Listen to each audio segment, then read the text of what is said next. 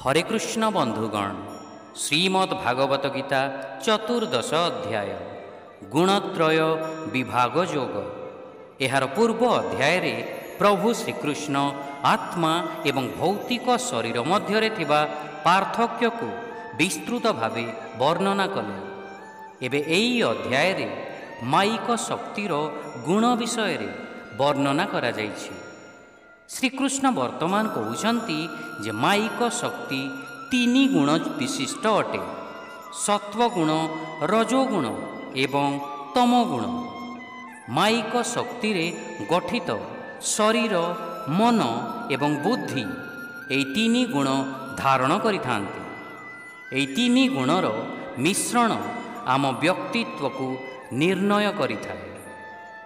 शांति, कल्याण, सद्गुण एवं प्रसन्नता इत्यादि सत्वगुणर विशेषत्व अटे।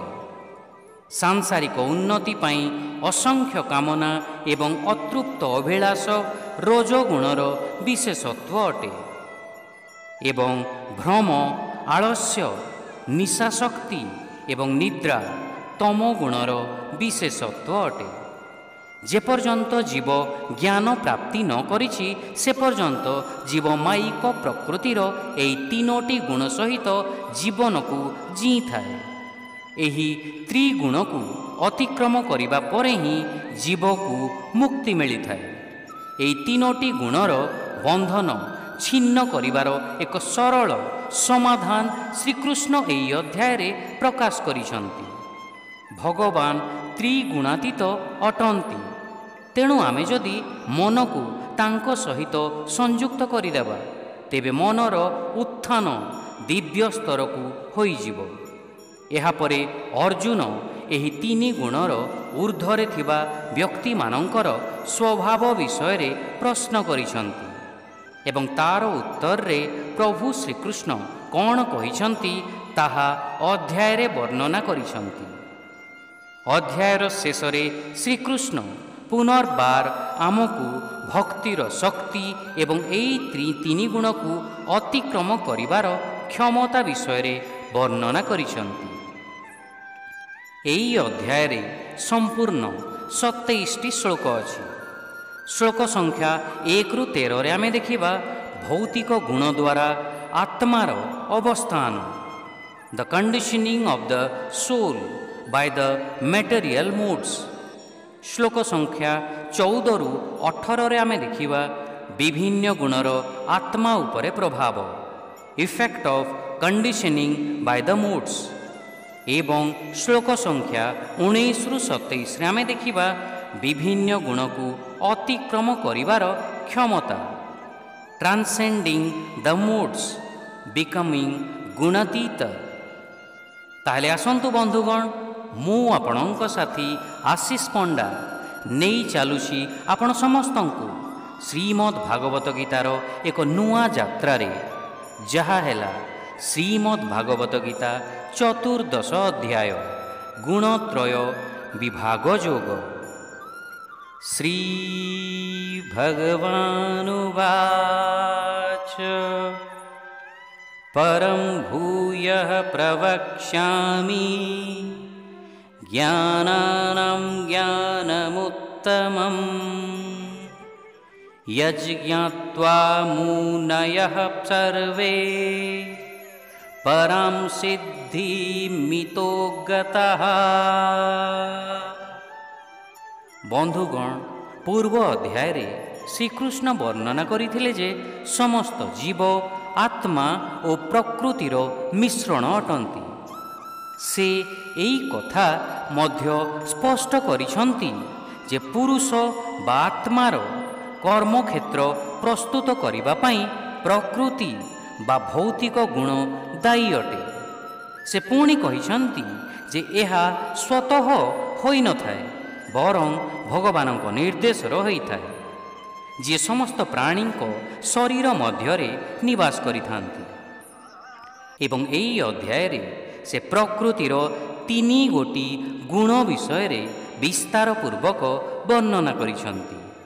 एही ज्ञान को लाभ करी एवं एहाकू आम चेतना रे ଧାରଣ କରି ଆମେ ଉଚ୍ଚତମ ସିଦ୍ଧି ହାସଲ କରିପାରିବା।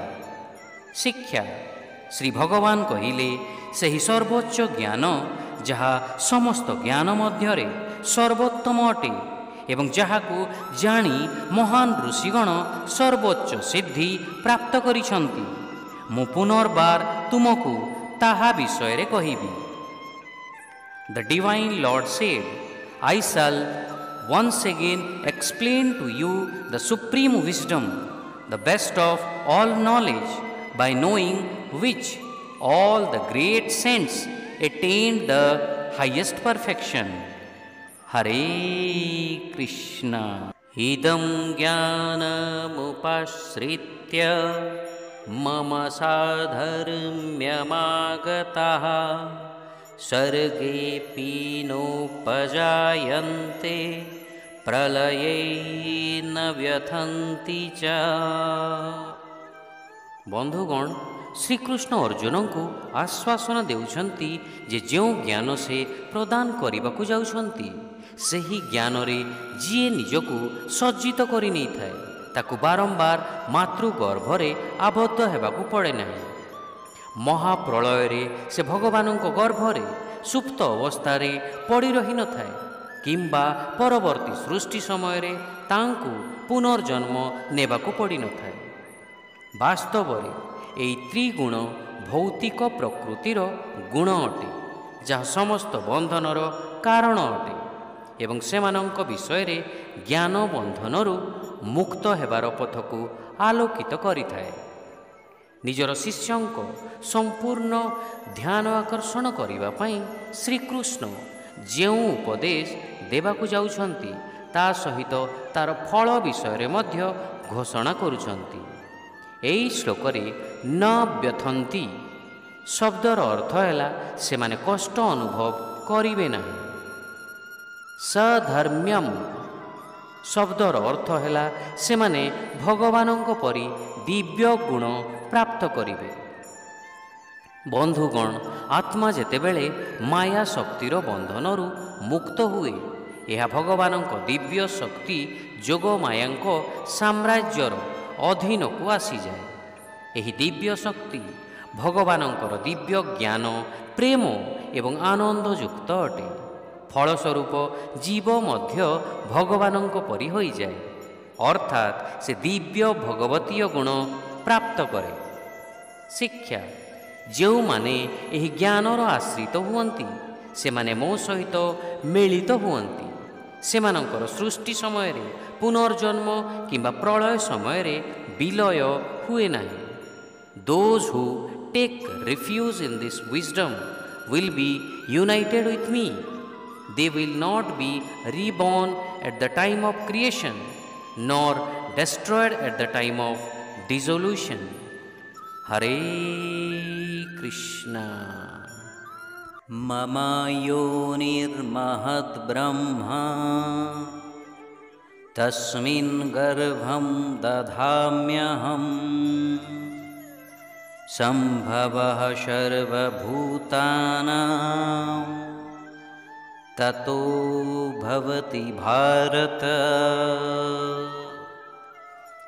sarvayorishu kaunteya मूर्तयः सम्भवन्ति यः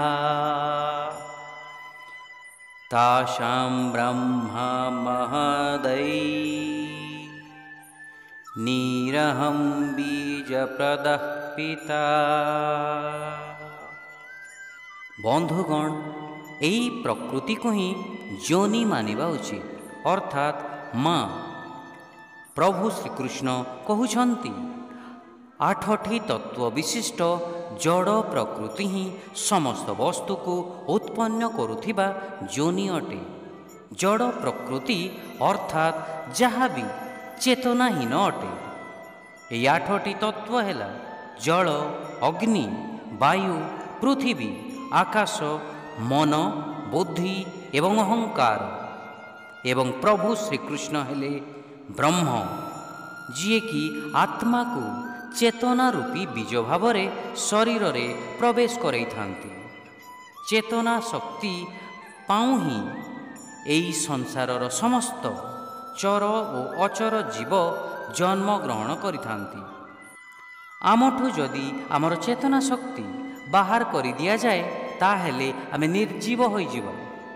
ଅତଏବ ଜୀବିତ ଏବଂ ମୃତରେ ମାତ୍ର ଚେତନାର ହିଁ ଅନ୍ତର ରହିଥାଏ। ଆଗକୁ ଶ୍ରୀକୃଷ୍ଣ କହୁଛନ୍ତି ଯେ କୌଣସି ପ୍ରାଣୀ ହେଉ, ଭାଲୁ ହେଉ କିମ୍ବା ସିଂହ ହେଉ ଅଥବା ଆପଣ ଏବଂ ମୁଁ ଯିଏ ବି ଗୋଟିଏ ଶରୀର ଧାରଣ କରିଛି ସମସ୍ତଙ୍କର ମାତା ଜଡ଼ ପ୍ରକୃତି ଅଟେ ଏବଂ ଶ୍ରୀକୃଷ୍ଣ ହେଉଛନ୍ତି ବ୍ରହ୍ମ ଅର୍ଥାତ୍ ଆତ୍ମା ରୂପୀ ବୀଜକୁ ସ୍ଥାପିତ କରୁଥିବା ପିତା। ପ୍ରାଣୀର ଜନ୍ମ ମାତା ଓ ପିତା ଦ୍ୱାରା ହିଁ ସମ୍ଭବ ହୋଇଥାଏ। ଶିକ୍ଷା ସମଗ୍ର ମାଇକ ସ୍ଥିତି ବା ପ୍ରକୃତି ଗର୍ଭ ଅଟେ। ମୁଁ ଜୀବାତ୍ମାମାନଙ୍କୁ ଏହି ଗର୍ଭରେ ସ୍ଥାପନା କରେ ଏବଂ ଏହିପରି ଭାବରେ ଜୀବଗଣ ଜନ୍ମ ଲାଭ କରନ୍ତି। ହେ କୁନ୍ତି ପୁତ୍ର, ଉତ୍ପନ୍ନ ହେଉଥିବା ସମସ୍ତ ପ୍ରଜାତିର ଜୀବମାନଙ୍କର ଗର୍ଭ ଭୌତିକ ପ୍ରକୃତି ଅଟେ ଏବଂ ମୁଁ ସେମାନଙ୍କର ବୀଜ ପ୍ରଦାନକାରୀ ପିତା ଅଟେ। The total material substance, Prakriti, is the womb. I impregnate it with the individual souls, and thus all living beings are born. O son of Kunti, for all species of life that are produced, the material nature in the womb, and I am the seed-giving father. Hare Krishna. Sattvam rajastama iti guna prakruti shambhavaha nibadhnanti mahabaho dehe dehinamavyayam।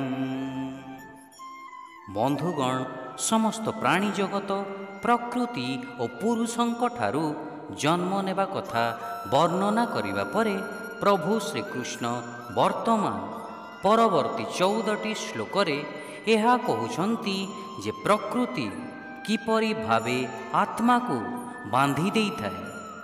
ଆତ୍ମା ଦିବ୍ୟ ହୋଇଥିଲେ ମଧ୍ୟ ପ୍ରକୃତି ଏହାକୁ ଶରୀର ସହିତ ଭୌତିକ ଗୁଣରେ ବାନ୍ଧି ଦିଏ। ଭୌତିକ ଶକ୍ତିର 3ଟି ଗୁଣ ଅଛି, ସଦ୍ଗୁଣ, ରଜୋଗୁଣ ଏବଂ ତମୋଗୁଣ। ଅତଏବ ପ୍ରକୃତିରୁ ଜାତ ଶରୀର, ମନ, ବୁଦ୍ଧି ମଧ୍ୟ ଏହି 3 ଗୁଣ ଧାରଣ କରିଥାନ୍ତି। ଗୋଟିଏ 3 ରଙ୍ଗ ବିଶିଷ୍ଟ ମୁଦ୍ରଣର ଉଦାହରଣ ଦିଆଯାଇପାରେ। ମନେ କରନ୍ତୁ, ମେସିନ୍ରୁ ଯଦି କୌଣସି ଗୋଟିଏ ରଙ୍ଗକୁ ଅଧିକ ପରିମାଣରେ କାଗଜ ଉପରେ ଛଡ଼ାଯାଏ ତେବେ ଚିତ୍ରଟିରେ ସେହି ରଙ୍ଗର ଆଭାସ ଆସିଯାଇଥାଏ। ଠିକ୍ ସେହିପରି ପ୍ରକୃତିର 3 ରଙ୍ଗର ସ୍ୟାହୀ ଅଛି। ଜଣେ ବ୍ୟକ୍ତିଙ୍କର ଅନ୍ତରର ବିଚାର କ'ଣ ଅଛି, ବାହ୍ୟ ପରିବେଶ କ'ଣ ଅଛି, ବ୍ୟକ୍ତିର ପୂର୍ବ ସଂସ୍କାର କେମିତି ଥିଲା ଏବଂ ଅନ୍ୟ ଅନେକ ଉପାଦାନ ଉପରେ ନିର୍ଭର କରି ଏମାନଙ୍କ ମଧ୍ୟରୁ କୌଣସି ଗୋଟିଏ ଗୁଣ ବ୍ୟକ୍ତିଠାରେ ପ୍ରମୁଖ ଭାବରେ ଦେଖାଯାଇଥାଏ ଏବଂ ଯେଉଁ ଗୁଣଟି ପ୍ରମୁଖ ଥାଏ ତାର ଛାପ ବ୍ୟକ୍ତିର ବ୍ୟକ୍ତିତ୍ୱରେ ପଡ଼ିଥାଏ। ଜୀବ ସେହି ପ୍ରମୁଖ ଗୁଣର ପ୍ରବାହରେ ପ୍ରବାହିତ ହୋଇଥାଏ। ଶ୍ରୀକୃଷ୍ଣ ଜୀବ ଉପରେ ଏହି ଗୁଣମାନଙ୍କର ପ୍ରଭାବ ବିଷୟରେ ଆଲୋଚନା କରୁଛନ୍ତି। ଶିକ୍ଷା ହେ ବୀର ଅର୍ଜୁନ, ପ୍ରକୃତିର 3ଟି ଗୁଣ ରହିଛି, ସତ୍ୱ ବା ସାଧୁତା, ରଜ ବା କାମନା, ତମ ବା ଅଜ୍ଞାନ। ଏହି ଗୁଣଗୁଡ଼ିକ ନିତ୍ୟ ଆତ୍ମାକୁ ଅନିତ୍ୟ ଶରୀରରେ ବାନ୍ଧି ଦିଅନ୍ତି। O mighty armed Arjuna, the material energy consists of 3 gunas, sattva or goodness, rajas or passion, and tamas or ignorance. These modes bind the eternal soul to the perishable body. Hare Krishna.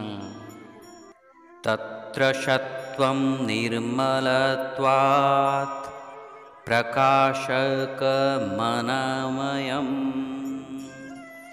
सुखसङ्गेन बध्नाति ज्ञानसङ्गेन चानघ। बंधुगण, এই শ্লোকରେ ପ୍ରଭୁ ଶ୍ରୀକୃଷ୍ଣ ସଦ୍ଗୁଣ ବିଷୟରେ ବର୍ଣ୍ଣନା କରୁଛନ୍ତି। ପ୍ରକାଶକମ୍ ଶବ୍ଦର ଅର୍ଥ ଉଦ୍ଭାସିତ ହେବା, ଅନାମୟମ୍ ଅର୍ଥ ସୁସ୍ଥ ଏବଂ କଲ୍ୟାଣକର, ଅର୍ଥାତ୍ ବ୍ୟାପକ ଅର୍ଥରେ ଏହା ଶାନ୍ତିପୂର୍ଣ୍ଣ ଗୁଣ ଅଟେ। ସଦ୍ଗୁଣ ନିର୍ମଳ ଏବଂ ଉଜ୍ଜ୍ୱଳ ଅଟେ। ସତ୍ୱଗୁଣ ଜୀବର ବ୍ୟକ୍ତିତ୍ୱରେ ସଦ୍ଗୁଣ ପ୍ରକଟିତ କରେ ଏବଂ ବୁଦ୍ଧିକୁ ଜ୍ଞାନ ଦ୍ୱାରା ଆଲୋକିତ କରିଥାଏ। ଏହା ବ୍ୟକ୍ତିକୁ ଶାନ୍ତ, ସନ୍ତୁଷ୍ଟ, ଦାନଶୀଳ, ଦୟାଯୁକ୍ତ, ସାହାଯ୍ୟକାରୀ, ପ୍ରଶାନ୍ତ ଚିତ୍ତ ଏବଂ ସ୍ଥିର କରିଥାଏ। ଏହା ବ୍ୟକ୍ତିକୁ ସ୍ୱାସ୍ଥ୍ୟବାନ ଏବଂ ରୋଗମୁକ୍ତ ମଧ୍ୟ କରିଥାଏ। ସଦ୍ଗୁଣ ଶାନ୍ତି ତଥା ଆନନ୍ଦ ପ୍ରଦାନ କରୁଥିଲେ ମଧ୍ୟ ସେଥିପ୍ରତି ଆସକ୍ତି ହିଁ ଜୀବକୁ ମାୟାବଦ୍ଧ କରି ରଖିଥାଏ। ଏହାକୁ ଏକ ଉଦାହରଣ ମାଧ୍ୟମରେ ସ୍ପଷ୍ଟ କରାଯାଇ ବୁଝିପାରିବା। ଜଣେ ଯାତ୍ରୀ ଗୋଟିଏ ଜଙ୍ଗଲ ଦେଇ ଯାତ୍ରା କରୁଥିବା ସମୟରେ 3 ଜଣ ଦସ୍ୟୁ ତାଙ୍କୁ ଆକ୍ରମଣ କଲେ। ପ୍ରଥମ ଜଣକ କହିଲା, ଏହି ବ୍ୟକ୍ତିକୁ ହତ୍ୟା କରି ତାଙ୍କର ଧନ ଚୋରି କରି ନେବା। ଦ୍ୱିତୀୟ ଜଣକ କହିଲା, ନା, ତାଙ୍କୁ ମାରିବା ନାହିଁ, ତାଙ୍କୁ କେବଳ ବାନ୍ଧି ଦେଇ ତାଙ୍କ ପାଖରେ ଯାହା କିଛି ସୁନା ରୂପା ପଇସା ଅଛି ତାକୁ ନେଇଯିବା। ଦ୍ୱିତୀୟ ଦସ୍ୟୁର ମତ ଅନୁସାରେ ସେମାନେ ତାକୁ ଦଉଡ଼ିରେ ବାନ୍ଧି ଦେଇ ତାର ସମସ୍ତ ଅର୍ଥ ଲୁଟି ନେଇଗଲେ। ସେମାନେ କିଛି ବାଟ ଗଲା ପରେ ତୃତୀୟ ଦସ୍ୟୁଟି ଫେରି ଆସିଲା। ସେ ଯାତ୍ରୀର ଦଉଡ଼ି ସବୁ ଖୋଲିଦେଲା ଏବଂ ତାକୁ ଅରଣ୍ୟର ଶେଷ ପ୍ରାନ୍ତକୁ ନେଇଗଲା। ସେ ତାଙ୍କୁ ବାହାରକୁ ଯିବାର ରାସ୍ତା ଦେଖାଇ କହିଲା, ମୁଁ ନିଜେ ବାହାରକୁ ତ ଯାଇପାରିବି ନାହିଁ, କିନ୍ତୁ ତୁମେ ଯଦି ଏହି ରାସ୍ତା ଅନୁସରଣ କରିବ, ଏହି ଅରଣ୍ୟରୁ ବାହାରକୁ ଯିବାରେ ସକ୍ଷମ ହେବ। ବନ୍ଧୁଗଣ, ପ୍ରଥମ ଦସ୍ୟୁଟି ତମଗୁଣ ବା ଅଜ୍ଞାନତା ଅଟେ, ଯେ ଆତ୍ମାକୁ ଆଳସ୍ୟପରାୟଣ, ଶକ୍ତିହୀନ ଏବଂ ଅଜ୍ଞାନ ଯୁକ୍ତ କରି ବସ୍ତୁତଃ ତାର ହତ୍ୟା କରିବାକୁ ଇଚ୍ଛା କରିଥାଏ। ଦ୍ୱିତୀୟ ଦସ୍ୟୁଟି ରଜୋଗୁଣ ବା ବାସନା ଅଟେ, ଯିଏ ଜୀବର ବାସନାକୁ ଉଦ୍ଦୀପ୍ତ କରିଥାଏ ଏବଂ ତାକୁ ଅସଂଖ୍ୟ ସାଂସାରିକ କାମନାରେ ବାନ୍ଧି ଦିଏ। ତୃତୀୟ ଦସ୍ୟୁଟି ସତ୍ୱଗୁଣୀ ବା ସଦ୍ଗୁଣ ଯୁକ୍ତ ଅଟେ, ଯିଏ ଜୀବର ପାପକୁ ହ୍ରାସ କରିଥାଏ, ଭୌତିକ କଷ୍ଟକୁ ଲାଘବ କରିଥାଏ ଏବଂ ଆତ୍ମାକୁ ଧର୍ମର ପଥରେ ସ୍ଥାପିତ କରିଥାଏ। ତଥାପି ସତ୍ୱଗୁଣ ମଧ୍ୟ ମାୟିକ ଗୁଣର ପରିସୀମା ଅନ୍ତର୍ଭୁକ୍ତ ଅଟେ, ତେଣୁ ଆମେ ତାହା ପ୍ରତି ମଧ୍ୟ ଆସକ୍ତ ହେବା ଉଚିତ ନୁହେଁ। ତାର ପରିବର୍ତ୍ତେ ଆମେ ସେହି ପୃଷ୍ଠଭୂମିକୁ ଦିବ୍ୟ ଜଗତରେ ପଦାର୍ପଣ କରିବାକୁ ବ୍ୟବହାର କରିବା ଉଚିତ। ଏହି ତ୍ରିଗୁଣର ଊର୍ଦ୍ଧ୍ୱରେ ଶୁଦ୍ଧ ଗୁଣ ବା ଦିବ୍ୟ ସଦ୍ଗୁଣ ରହିଛି। ଏହା ଭଗବାନଙ୍କ ଦିବ୍ୟ ଶକ୍ତିର ଗୁଣ ଅଟେ, ଯାହାର ସ୍ଥିତି ମାୟିକ ଗୁଣର ଊର୍ଦ୍ଧ୍ୱରେ। ଭଗବତ୍ ପ୍ରାପ୍ତି ପରେ ଭଗବାନ କୃପା ପ୍ରଦାନ କରନ୍ତି ଏବଂ ଜୀବକୁ ଏହି ତ୍ରିଗୁଣର ଊର୍ଦ୍ଧ୍ୱରେ ଥିବା ଦିବ୍ୟ ଶକ୍ତିର ଗୁଣ ବା ଶୁଦ୍ଧ ସତ୍ୱ ପ୍ରଦାନ କରିଥାନ୍ତି, ଯାହାଦ୍ୱାରା ଜୀବର ଇନ୍ଦ୍ରିୟ, ମନ ଓ ବୁଦ୍ଧି ଦିବ୍ୟ ହୋଇଥାଏ। ଶିକ୍ଷା ଏମାନଙ୍କ ମଧ୍ୟରୁ ସତ୍ୱଗୁଣ ବା ସଦ୍ଗୁଣ ଅନ୍ୟ ଗୁଣମାନଙ୍କଠାରୁ ସେମାନେ ଚେତନାର ଉତ୍ସ, ନିତ୍ୟ ଆତ୍ମା ଏବଂ ଜଡ଼ ମାଇକ ଶରୀରର ସମ୍ମିଶ୍ରଣ ଅଟନ୍ତି। ହେ ଧର୍ମାତ୍ମା, ଏହା ଆତ୍ମାକୁ ସୁଖ ଓ ଜ୍ଞାନ ପ୍ରତି ଆସକ୍ତ କରି ବନ୍ଧନଯୁକ୍ତ କରାଏ। Amongst these sattva guna, the mode of goodness, being purer than the others, is illuminating and full of well-being. O sinless one, it binds the soul by creating attachment for a sense of happiness and knowledge. Hare Krishna.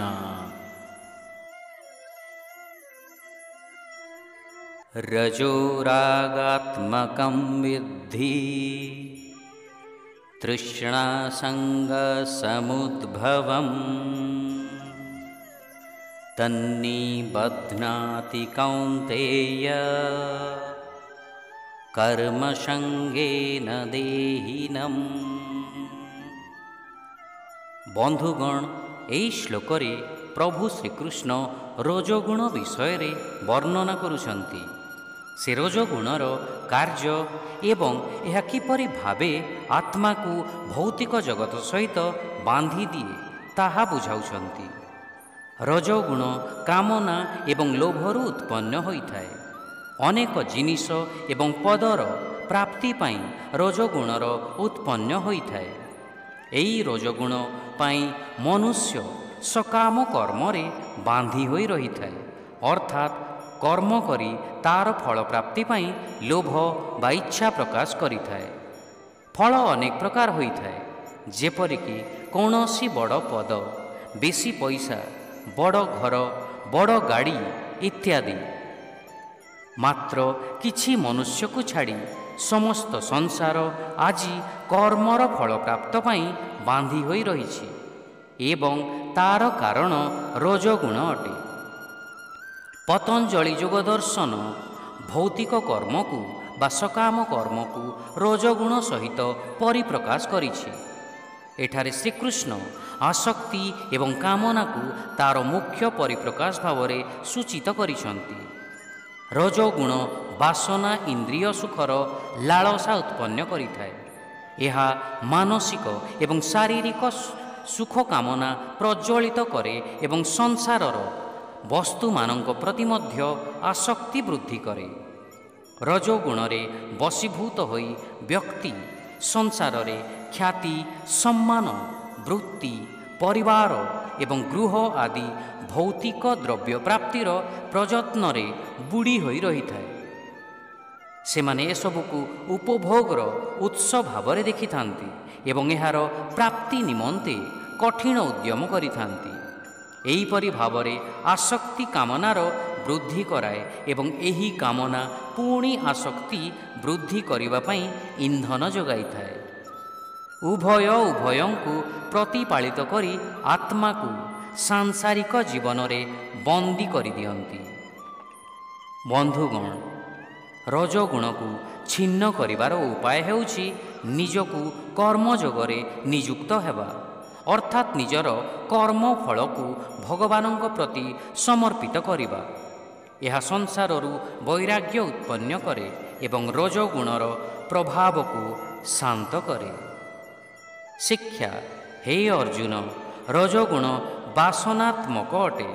ଏହା ସାଂସାରିକ କାମନା ଏବଂ ଅନୁରାଗରୁ ଜାତ ହୁଏ ଏବଂ ଫଳଯୁକ୍ତ କର୍ମର ଆସକ୍ତି ଦ୍ୱାରା ଆତ୍ମାକୁ ବନ୍ଧନରେ ପକାଇଥାଏ। ଓ Arjun, Rajoguna is of the nature of passion.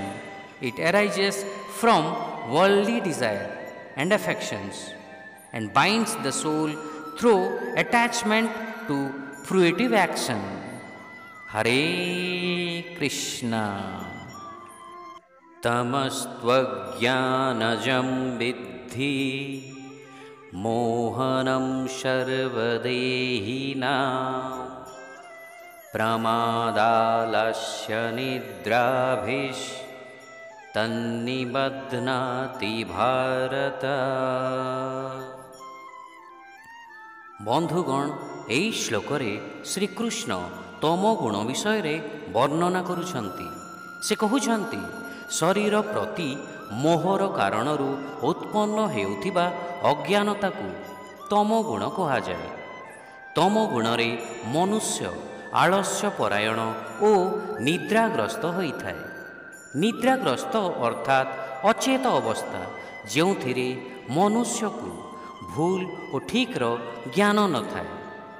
ବନ୍ଧୁଗଣ, ତମୋଗୁଣ ସତ୍ୱଗୁଣର ଠିକ୍ ବିପରୀତ ଗୁଣ ଅଟେ। ଏହାଦ୍ୱାରା ପ୍ରଭାବିତ ବ୍ୟକ୍ତିମାନେ ନିଦ୍ରା, ଆଳସ୍ୟ, ମାଦକ ଦ୍ରବ୍ୟ ସେବନ, ହିଂସା ଏବଂ ଜୁଆ ଇତ୍ୟାଦିରୁ ଆନନ୍ଦ ପ୍ରାପ୍ତ କରିଥାନ୍ତି। ସେମାନେ ଠିକ୍ ଓ ଭୁଲ ମଧ୍ୟରେ ପାର୍ଥକ୍ୟ କରିବାର ବିଚାର ଶକ୍ତି ହରାଇ ବସନ୍ତି। ନିଜ ଇଚ୍ଛା ପୂରଣ ପାଇଁ ସେମାନେ କୌଣସି ବି ଅନୈତିକ କାର୍ଯ୍ୟ କରିବାକୁ ଦ୍ୱିଧାବୋଧ କରନ୍ତି ନାହିଁ। ନିଜର କର୍ତ୍ତବ୍ୟ ନିର୍ବାହ କରିବା ତାଙ୍କୁ ବୋଝ ସଦୃଶ୍ୟ ପ୍ରତୀତ ହୁଏ। ସେମାନେ ସେଥିରେ ଅବହେଳା ପ୍ରଦର୍ଶନ କରନ୍ତି ଏବଂ ଆଳସ୍ୟ ଓ ନିଦ୍ରା ପ୍ରତି ଆଗ୍ରହୀ ହୋଇଥାନ୍ତି। ଏହିପରି ଭାବରେ ଅଜ୍ଞାନତା ଜୀବକୁ ଅଜ୍ଞାନ ଅନ୍ଧକାରର ଗଭୀରକୁ ନେଇଯାଇଥାଏ। ନିଜର ଆଧ୍ୟାତ୍ମିକ ପରିଚୟ, ଜୀବନର ଲକ୍ଷ୍ୟ ଏବଂ ମାନବ ଶରୀରରେ ପ୍ରାପ୍ତ ହେଉଥିବା ଆଧ୍ୟାତ୍ମିକ ଉନ୍ନତିର ସୁଯୋଗ ଇତ୍ୟାଦି ବିଷୟର ପୂର୍ଣ୍ଣ ବିସ୍ତୃତି ହୋଇଯାଏ। ଶିକ୍ଷା। ହେ ଅର୍ଜୁନ, ତମଗୁଣ ଅଜ୍ଞାନତାରୁ ଜାତ, ଯାହା ଶରୀରସ୍ଥ ଆତ୍ମା ପାଇଁ ଭ୍ରମର କାରଣ ହୋଇଥାଏ। ଏହା ଅବହେଳା, ଆଳସ୍ୟ ଏବଂ ନିଦ୍ରା ଦ୍ୱାରା ପ୍ରାଣୀମାନଙ୍କୁ ମୋହିତ କରେ। ଓ Arjuna, ତମଗୁଣା which is born of ignorance is the cause of illusion. For the embodied soul, it deludes all living beings through negligence, laziness and sleep. Hare Krishna. Sattvam sukhe sanjayati rajah कर्मणि भारत ज्ञानमावृत्य तु तमः प्रमादे संजयत्युत। बंधुगण, ଏହି ଶ୍ଲୋକରେ ପ୍ରଭୁ ଶ୍ରୀକୃଷ୍ଣ ତିନୋଟି ଗୁଣର ସାରାଂଶ ବର୍ଣ୍ଣନା କରୁଛନ୍ତି। ବ୍ୟକ୍ତି ସଦ୍ଗୁଣଯୁକ୍ତ ହେଲେ ଭୌତିକ ଜଗତର କଷ୍ଟ କମ୍ ହୋଇଥାଏ ଏବଂ ସାଂସାରିକ କାମନା ଶାନ୍ତ ହୋଇଥାଏ। ଏହା ସବୁ ପରିସ୍ଥିତିରେ ବ୍ୟକ୍ତିକୁ ସନ୍ତୋଷ ପ୍ରଦାନ କରିଥାଏ। ଏହା ଉତ୍ତମ ଅଟେ, କିନ୍ତୁ ଏହାର ଏକ ନକାରାତ୍ମକ ଦିଗ ମଧ୍ୟ ରହିଥାଏ। ଉଦାହରଣତଃ, ଯେଉଁମାନେ ସଂସାରରେ କଷ୍ଟ ଅନୁଭବ କରନ୍ତି ଏବଂ କାମନା ଦ୍ୱାରା ମାନସିକ ସ୍ତରରେ ପୀଡ଼ିତ ହୁଅନ୍ତି, ସେମାନେ ତାର ଏକ ସମାଧାନର ପଥ ଖୋଜିବାକୁ ପ୍ରେରିତ ହୁଅନ୍ତି। ଏହି ପ୍ରେରଣା ତାଙ୍କୁ ବେଳେବେଳେ ଆଧ୍ୟାତ୍ମିକ ପଥରେ ଅଗ୍ରସର କରାଇଥାଏ, କିନ୍ତୁ ଅନେକ ସମୟରେ ସଦ୍ଗୁଣଯୁକ୍ତ ବ୍ୟକ୍ତି ସହଜରେ ତୃପ୍ତ ହୋଇଥାଏ ଏବଂ ଦିବ୍ୟ ସ୍ତରକୁ ଉନ୍ନୀତ ହେବା ପାଇଁ ଆଗ୍ରହୀ ହୁଏ ନାହିଁ। ତା ଛଡ଼ା ସତ୍ୱଗୁଣ ବୁଦ୍ଧିକୁ ଜ୍ଞାନରେ ଉଦ୍ଭାସିତ କରେ, କିନ୍ତୁ ତାହା ଯଦି ଆଧ୍ୟାତ୍ମିକ ଜ୍ଞାନଯୁକ୍ତ ନ ହୁଏ, ତେବେ ସେହି ଜ୍ଞାନ ଗର୍ବ ସୃଷ୍ଟି କରିଥାଏ ଏବଂ ତାହା ଭଗବାନଙ୍କ ଭକ୍ତି ପଥରେ ବାଧକ ହୁଏ। ଅଧିକାଂଶ ସମୟରେ ବୈଜ୍ଞାନିକ, ବିଦ୍ୱାନ ଏବଂ ଶିକ୍ଷାବିତ୍ମାନଙ୍କ କ୍ଷେତ୍ରରେ ଏପରି ହେବାର ଦେଖାଯାଇଥାଏ। ତାଙ୍କଠାରେ ସଦ୍ଗୁଣ ପ୍ରମୁଖ ଭାବରେ ପ୍ରକାଶ ପାଇଥାଏ, କାରଣ ସେମାନେ ତାଙ୍କର ସମୟ ଓ ଶକ୍ତି ଜ୍ଞାନ ବୃଦ୍ଧିରେ ବ୍ୟୟ କରିଥାନ୍ତି। ତାଙ୍କର ଜ୍ଞାନ ଅନେକ ସମୟରେ ତାଙ୍କୁ ଅହଙ୍କାରୀ କରିଦିଏ ଏବଂ ସେମାନେ ଏପରି ଅନୁଭବ କରିବାରେ ଲାଗନ୍ତି ଯେ ତାଙ୍କ ବୁଦ୍ଧି ବହିର୍ଗତ କୌଣସି ସତ୍ୟ ନାହିଁ। ତେଣୁ ଶାସ୍ତ୍ର କିମ୍ବା ଭଗବତ ପ୍ରାପ୍ତ ସନ୍ଥମାନଙ୍କ ପ୍ରତି ସେମାନଙ୍କ ମନରେ ସହଜରେ ଶ୍ରଦ୍ଧା ଉତ୍ପନ୍ନ ହୋଇନଥାଏ। ରଜଗୁଣ ଜୀବକୁ କଠିନ ଉଦ୍ୟମ ପ୍ରତି ପ୍ରେରିତ କରିଥାଏ। ସେମାନଙ୍କ ସଂସାର ଆସକ୍ତି ଏବଂ ସୁଖ, ସମ୍ମାନ, ଅର୍ଥ ଏବଂ ଶାରୀରିକ ସୁଖ ସାଧନର ଲାଳସା ସେମାନଙ୍କୁ ସଂସାରରେ କଠିନ ପରିଶ୍ରମ କରିବାକୁ ପ୍ରେରିତ କରିଥାଏ, ଯାହାଦ୍ୱାରା ଯେଉଁ ସବୁ ସାଂସାରିକ ଲକ୍ଷ୍ୟକୁ ସେମାନେ ଜୀବନରେ ଅଧିକ ମହତ୍ତ୍ୱପୂର୍ଣ୍ଣ ମନେ କରିଥାନ୍ତି, ତାହା ସେମାନଙ୍କୁ ପ୍ରାପ୍ତ ହୋଇଥାଏ। ରଜୋଗୁଣ ପୁରୁଷ ଏବଂ ସ୍ତ୍ରୀଙ୍କ ମଧ୍ୟରେ ଆକର୍ଷଣ ବୃଦ୍ଧି କରିଥାଏ ଏବଂ କାମ ବା ଯୌନ ପ୍ରବୃତ୍ତି ଓ ବାସନା ଉତ୍ପନ୍ନ କରେ। ଏହି କାମକୁ ସନ୍ତୁଷ୍ଟ କରିବା ପାଇଁ ପୁରୁଷ ଓ ସ୍ତ୍ରୀ ବିବାହ କରିଥାନ୍ତି ଏବଂ ଗୃହସ୍ଥ ଜୀବନଯାପନ କରିଥାନ୍ତି। ଗୃହର ରକ୍ଷଣାବେକ୍ଷଣ ପାଇଁ ଧନ ଆବଶ୍ୟକ, ତେଣୁ ଆର୍ଥିକ ଉନ୍ନତି ପାଇଁ ସେମାନେ କଠୋର ପରିଶ୍ରମ କରିଥାନ୍ତି। ନିଜକୁ ସେମାନେ କଠିନ କର୍ମରେ ନିୟୋଜିତ କରନ୍ତି ଏବଂ ପ୍ରତ୍ୟେକ କର୍ମ ପୁନର୍ବାର ସେମାନଙ୍କୁ ମାଇକ ବନ୍ଧନରେ ପକାଏ। ତମଗୁଣ ଜୀବର ବୁଦ୍ଧିକୁ ଅଜ୍ଞାନରେ ଆବୃତ କରିଦିଏ, ଯାହାଦ୍ୱାରା ଆନନ୍ଦର କାମନା ଏକ ବିକୃତ ରୂପରେ ପ୍ରକଟିତ ହୋଇଥାଏ।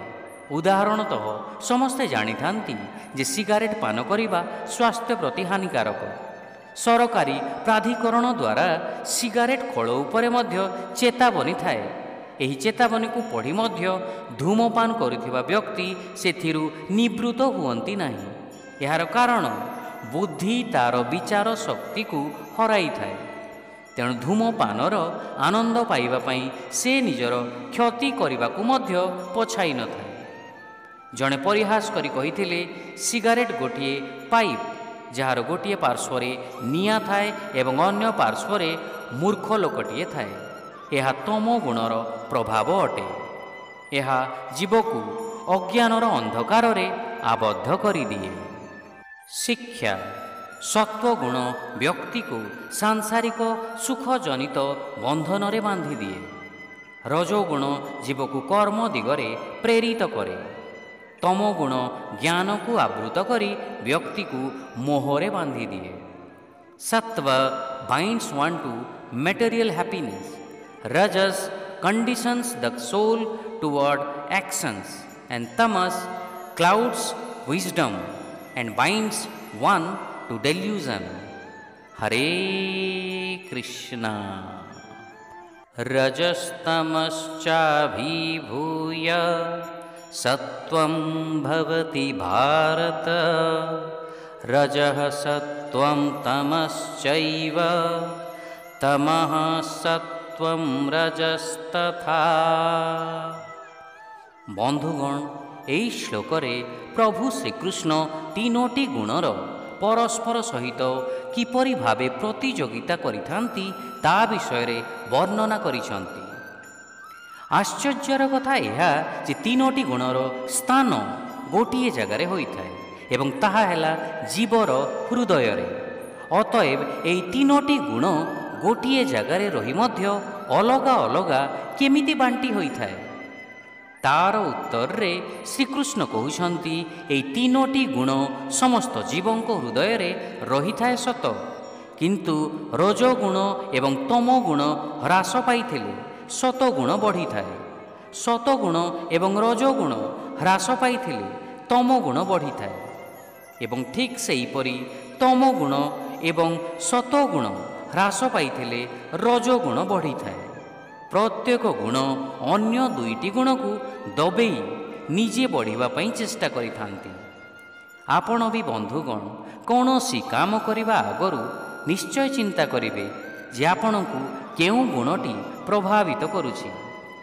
ବନ୍ଧୁଗଣ, ଶ୍ରୀକୃଷ୍ଣ ବିସ୍ତାର ଭାବେ କହୁଛନ୍ତି କିପରି ଜଣଙ୍କର ମନୋଭାବ ତିନି ଗୁଣରେ ଦୋଳାୟମାନ ହୋଇଥାଏ। ଏହି ଗୁଣଗୁଡ଼ିକ ମାଇକ ଶକ୍ତିର ଗୁଣ ଅଟନ୍ତି ଏବଂ ଆମ ମନ ମଧ୍ୟ ସେହି ଶକ୍ତିରୁ ଜାତ। ତେଣୁ ତିନୋଟି ଯାକ ଗୁଣ ଆମ ମନ ମଧ୍ୟରେ ଅଛି। ଏହାର ତୁଳନା ତିନି ଜଣ ମଲ୍ଲଯୋଦ୍ଧାଙ୍କ ମଧ୍ୟରେ ପ୍ରତିଯୋଗିତା ଭାବରେ କରାଯାଇପାରେ। ଜଣେ ଅନ୍ୟ ଜଣଙ୍କୁ ତଳେ କଚାଡ଼ି ଦେଉଛନ୍ତି, ତେଣୁ କେତେବେଳେ ପ୍ରଥମଟି ଉପରେ ତ କେତେବେଳେ ଦ୍ୱିତୀୟଟି ଏବଂ କେତେବେଳେ ତୃତୀୟଟି ଉପରେ ରହୁଛି। ଠିକ୍ ସେହିପରି ତିନି ଗୁଣ ମନୁଷ୍ୟର ସ୍ୱଭାବ ଉପରେ ପ୍ରାଧାନ୍ୟ ବିସ୍ତାର କରିବାରେ ଲାଗିଥାନ୍ତି ଏବଂ ମନୁଷ୍ୟର ସ୍ୱଭାବ ସେହି ତିନି ଗୁଣ ମଧ୍ୟରେ ଦୋଳାୟମାନ ହେଉଥାଏ।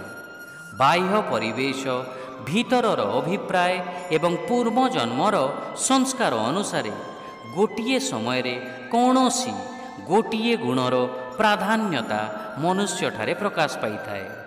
ଏହାର ପ୍ରଭାବ କେତେ ସମୟ ରହିବ ତାର କୌଣସି ନିୟମ ନାହିଁ। ତାହା କ୍ଷଣିକ ହୋଇପାରେ ଅଥବା ଦୀର୍ଘକାଳୀନ ମଧ୍ୟ ହୋଇପାରେ।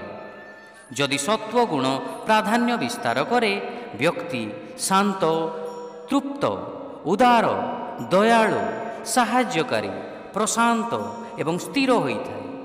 ଯେତେବେଳେ ରଜୋଗୁଣ ପ୍ରମୁଖ ହୁଏ, ବ୍ୟକ୍ତି ଆସକ୍ତ, ଉତ୍କ୍ଷିପ୍ତ, ଉଚ୍ଚକାଂକ୍ଷୀ, ଅନ୍ୟର ସଫଳତାରେ ଈର୍ଷାନ୍ୱିତ ଏବଂ ଇନ୍ଦ୍ରିୟ ସୁଖ ପାଇଁ ଅତିଶୟ ଲାଳାୟିତ ହୋଇଥାଏ। ଏବଂ ଯେତେବେଳେ ତମୋଗୁଣ ବୃଦ୍ଧି ହୋଇଥାଏ, ବ୍ୟକ୍ତି ନିଦ୍ରା, ଆଳସ୍ୟ, ଘୃଣା, କ୍ରୋଧ, ଦ୍ୱେଷ, ହିଂସା ଏବଂ ସଂଯମଯୁକ୍ତ ହୋଇଥାଏ। ଉଦାହରଣତଃ ଆପଣ ସକାଳେ ନିଦ୍ରାରୁ ଉଠି ନିତ୍ୟକର୍ମ କରିଥାନ୍ତି, ଭଗବାନଙ୍କୁ ଧ୍ୟାନ କରିଥାନ୍ତି, ପୂଜା ଅର୍ଚ୍ଚନା ମଧ୍ୟ କରିଥାନ୍ତି। ଅତଏବ ଏହି ସମୟରେ ଆପଣଙ୍କଠାରେ ସତଗୁଣ ଦେଖାଯାଇଥାଏ। ତାପରେ ଆପଣ ଅଫିସ୍ ଯାଇଥାନ୍ତି। ଅଫିସରେ କାର୍ଯ୍ୟ କରିବା ବେଳେ କିଛି କାରଣରୁ ଆପଣ ଅନ୍ୟମାନଙ୍କ ଉପରେ ଈର୍ଷାପରାୟଣ ହୋଇଥାନ୍ତି ବା ଉଚ୍ଚ ଅଭିଳାଷ ହୋଇଥାନ୍ତି। ଅତଏବ ଏହି ସମୟରେ ଆପଣଙ୍କଠାରେ ରଜୋଗୁଣ ଦେଖାଯାଇଥାଏ ଏବଂ ସନ୍ଧ୍ୟାରେ ଆପଣ ମନ ଖରାପ କରି ମାଦକ ଦ୍ରବ୍ୟ ସେବନ କରିଥାନ୍ତି ଓ ମାଂସାହାର ମଧ୍ୟ କରିଥାନ୍ତି ଏବଂ ଘରେ ଆସି ପରିବାର ସହିତ କଳହ ମଧ୍ୟ କରିଥାନ୍ତି। ଅତଏବ ଏହି ସମୟରେ ଆପଣଙ୍କଠାରେ ତମ ଗୁଣ ଦେଖାଯାଇଥାଏ। ଶିକ୍ଷା। ହେ ଭରତ ଶ୍ରେଷ୍ଠ, ବେଳେବେଳେ ସତ୍ୱଗୁଣ, ରଜୋଗୁଣ ଏବଂ ତମୋଗୁଣ ଉପରେ ପ୍ରାଧାନ୍ୟ ବିସ୍ତାର କରେ। ବେଳେବେଳେ ରଜୋଗୁଣ ସତ୍ୱଗୁଣ ଓ ତମୋଗୁଣ ଉପରେ ରାଜତ୍ୱ କରେ ଏବଂ ଅନ୍ୟ ସମୟରେ ତମୋଗୁଣ ସତ୍ୱଗୁଣ ଓ ରଜୋଗୁଣକୁ ଅତିକ୍ରମ କରିଥାଏ। Sometimes goodness or sattva prevails over rajas and tamas, ocean of Bharat. Sometimes passion or rajas dominates sattva and tamas, and at other times tamas overcomes sattva and rajas. Hare Krishna.